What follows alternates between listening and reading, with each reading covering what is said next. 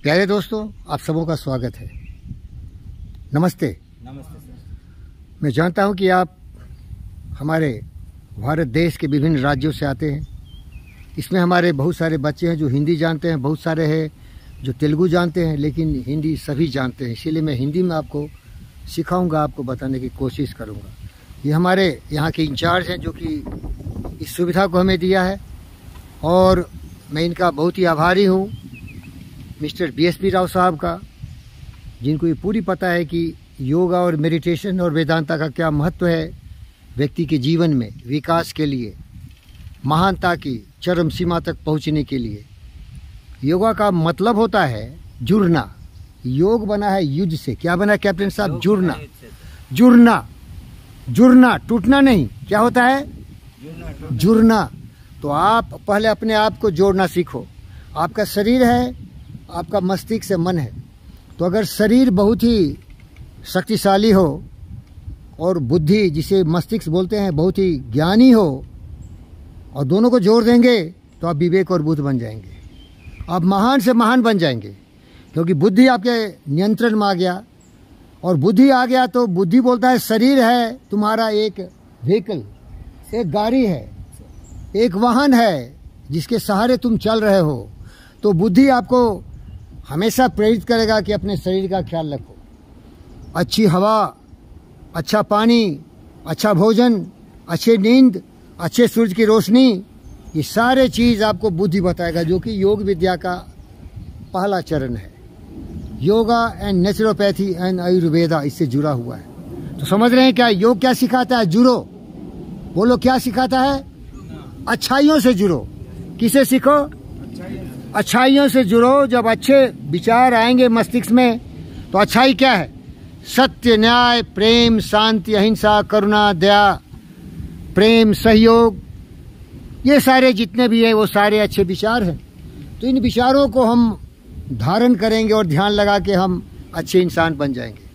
और जब कोई भी एक अच्छा इंसान बन जाता है तो दुनिया में कोई भी ऐसी दूरी नहीं है जहाँ तक वो नहीं जा सकता। वो कोलंबस हो जाता है, वो इब्राहिम लिंकन बन जाता है, वो बुद्ध बन जाता है, वो विवेक बन जाता है। वो आप भी बन सकते हैं, क्योंकि आपके पास वही बुद्धि है जिन लोगों के पास था। लेकिन याद रख, जिन खोजा तिन पाइयां गहरे पानी पैठ। जिसने खोजा उसी को मिला। Where there is a way, where there is a will there is a way. समझ में आ रहा है बच्चे? जिन खोजा तिन पाइयां, जिसको तलाश है, जिसको चाहिए उसी को मिलता है। लेकिन जिसको कुछ नहीं चाहिए उसको कुछ नहीं मिलने वाला है। समझ रहे हो क्या?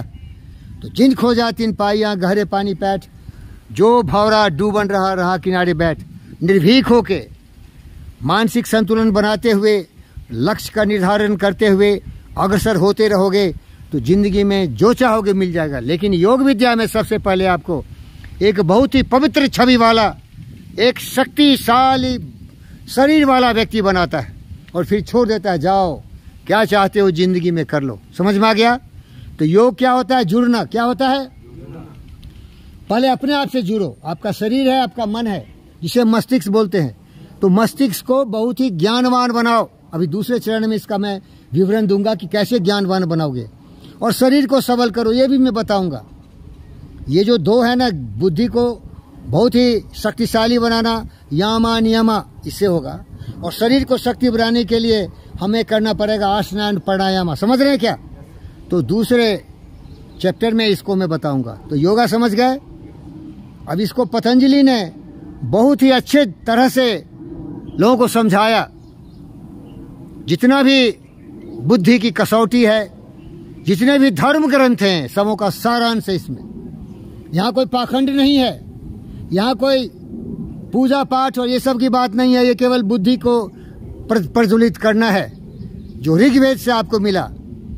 ओम भूर्भुवस्सुः तत्सवितुर्वरेण्यं भर्गो देवस्य धीमहि धियो यो नः प्रचोदयात्। ऋग्वेद ने बताया गया कि हमारी बुद्धि प्रखर हो। जिसकी बुद्धि प्रखर हो गई हो, न्यूटन आइंस्टाइन बन गया, स्टीफन हॉकिंग्स बन गया, सीवी रमन बन गया, सुभाष बोस, भगत सिंह, चंद्रशेखर आजाद बन गया।